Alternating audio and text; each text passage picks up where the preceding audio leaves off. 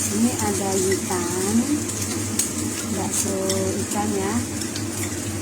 Ini ada cumi-cumi.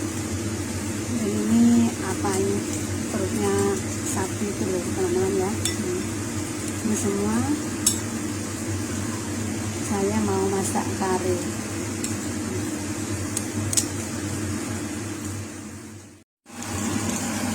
Sekarang kita masukkan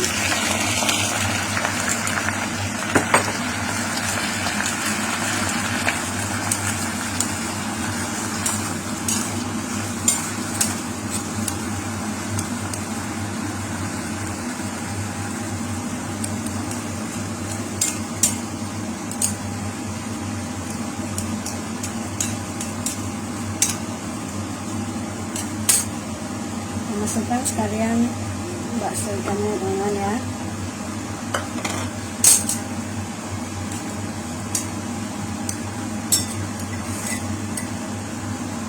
Nah, ini bumbu kare instan.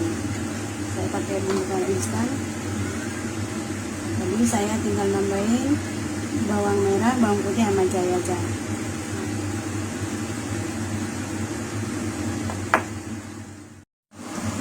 Masukkan bumbu karinya,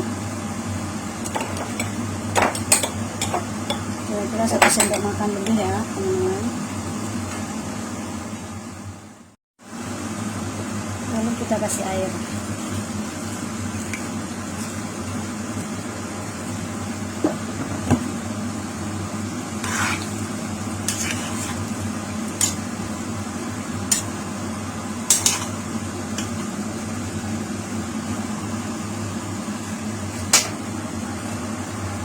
Kita tutup, biarkan mendidih.